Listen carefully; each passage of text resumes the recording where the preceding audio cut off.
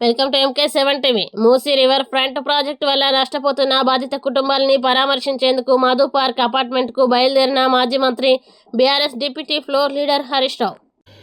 సంఘీభావంగా మీలో ఒకరుగా మీ బాధలో భాగస్వాములు కావాలని, ఎటువంటి రాజకీయాలకు కూడా సంబంధం లేకుండా, చుట్టుపక్కల కూడా ఎటువంటి ఎన్నికలు కూడా లేకుండా, ఇది ఎన్నికల సభ కూడా కాకుండా, మీతో మీ కష్టంలో మీలో ఒకరుగా మీ కుటుంబ సభ్యులుగా మీ ముందరకు వస్తాము, మేము పోరాటం చేస్తామని మీ అందరి మధ్యలో, ముఖ్యంగా మధు పార్క్ రీచ్ మధ్యలో మా నాయకులు, మాకు చాలా ఇష్టమైన నాయకులు పెద్దలు హరీష్ అన్న గారు ఇక్కడ రావడం, ఎల్బీ నగర్ శాసనసభ్యులు సుధీర్ అన్న గారు, కుకట్పల్లి శాసనసభ్యులు కృష్ణారావు గారు, అన్న పెద్దలు దేవిప్రసాద్ గారు ఉన్నారు, స్థానిక మేయర్ ప్రేమ్ గారే కానీ ఇక్కడికి ఈ కార్యక్రమానికి వివిధ మీడియా సంస్థలే కానీ మిగతా వాళ్ళు ఇక్కడ విచ్చేసిన వాళ్ళందరికీ కూడా పేరు పేరున నమస్కారాలు తెలియజేస్తూ, నేను పెద్దగా మాట్లాడదలుచుకోలేదమ్మా అన్న, నేను చాలా క్లుప్తంగా చెప్తాను.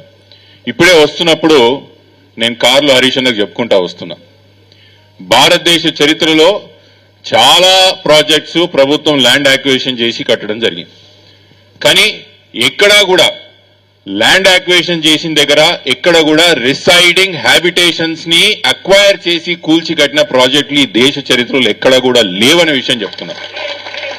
మీరు ఎప్పుడన్నా చూడండి, బాంబేలో ల్యాండ్ యాక్విజిషన్ చేసినప్పుడు స్లమ్స్ అక్వైర్ చేసిన షాంటీస్ అంటే అక్కడ ఉన్న హట్స్, స్లమ్స్ ని అక్వైర్ చేస్తారు, లేదా ఇరిగేషన్ ప్రాజెక్ట్స్ కోసం గ్రామాలని డిస్ప్లేస్ చేస్తారు, అది కూడా మనం చూసాం. కానీ రిసైడింగ్ అపార్ట్మెంట్స్ లో ఎప్పుడో డెకేడ్స్ నుంచి తరతరాల నుంచి వస్తున్న అపార్ట్మెంట్స్ లో కానీ కాలనీస్ లో కానీ అక్వైర్ చేసి ప్రాజెక్టులు కట్టింది ఈ దేశ చరిత్రలో లేదు. అది జరగదు కూడా, జరగనివ్వం కూడా అని చెప్తున్నారు. అది జరగదు. ఈ ప్రభుత్వం ఏదైతే మూసీ రివర్ డెవలప్మెంట్ ప్రాజెక్ట్ అని ఏదైతే పేరు పెట్టి మన ముందరకు వస్తున్నారో, it is a vanity project. చాలా మందికి మనం చదువుకున్న వాళ్ళం వ్యానిటీ ప్రాజెక్ట్ అంటే ఏంది, దీంతో పెద్దగా లాభం ఉండదు. కానీ నేను ముఖ్యమంత్రిగా, ప్రభుత్వానిగా నేను ముఖ్యమంత్రి అయినందుకు చూపించుకోవడానికి ఒక ప్రాజెక్ట్ కట్టాలనే కోరికే తప్ప దీనివల్ల ఎటువంటి లాభం లేదనే విషయం మీ ద్వారా ప్రభుత్వానికి తెలియజేస్తున్నాను. మనం మొన్న పబ్లిక్ హీరింగ్ జరిగింది, ఖచ్చితంగా గట్టిగా అడిగినాం. మీకు కూడా తెలియాల్సిన విషయం ఏంటంటే, ముఖ్యంగా మా హైదరాబాద్ కోట్ కాలనీ వాళ్ళకి అక్కడక్కడ నోటీసులు ఇచ్చిండ్రు. We're acquiring this set property and the premise of MFL levels, FTL levels అన్నారు. నేను ఈరోజు ప్రభుత్వానికి మీ మధ్యలోకి వెళ్ళి ఛాలెంజ్ చేస్తున్నా, MFL ఫిక్స్డ్ లెవెల్స్ మూసీ నదికి ఉన్నాయా? అసలు మీరు ఎప్పుడన్నా నోటిఫై చేసి MFL లెవెల్స్ ఫిక్స్ చేసిండ్రా? చెయ్యని ఒక MFL లెవెల్స్ కి, లేని ఒక MFL లెవెల్స్ కి మీరు ఎట్లా నోటీసులు ఇస్తారు? How did you come to the conclusion that Madhu Park Ridge is in the MFL levels of Musi? Do you have a notified Musi MFL levels notified ఉన్నాయా? లేవు ప్రభుత్వం దగ్గర. మీకు చెప్పినట్టుగా this is a vanity project. చూపించుకోవడానికి ప్రభుత్వానికి ఏదో ప్రభుత్వం, ఇప్పుడే మాకు ఎవరు అంకుల్ చెప్పారు, ఇప్పుడే డబ్బులు పెన్షనర్స్కి ఇవ్వడానికి డబ్బులు లేవు, రైతు బంధువులకు రైతు బంధు ఇవ్వడానికి పైసలు లేవు, ఊర్లలో పెన్షనర్లకు ఇవ్వడానికి పైసలు లేవు. కానీ ఇంత పెద్ద ప్రాజెక్ట్ కట్టడానికి ప్రభుత్వానికి పైసలు ఎక్కడి నుంచి వస్తున్నాయని అడుగుతున్నా. ఎక్కడి నుంచి వస్తున్నాయి?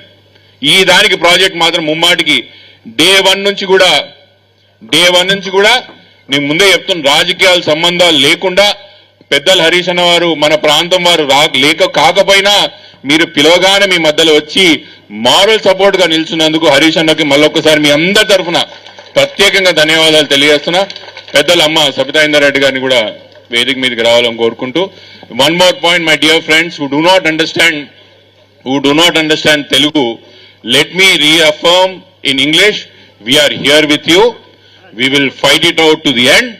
आने वाले जमाने में सरकार KCR साहब का बनाएंगे जरूर, और हमारा as a policy we will make sure nobody is touching your properties. Thank you.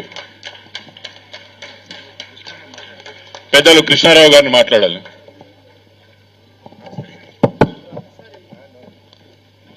పెద్దలు హరీష్ అన్న గారికి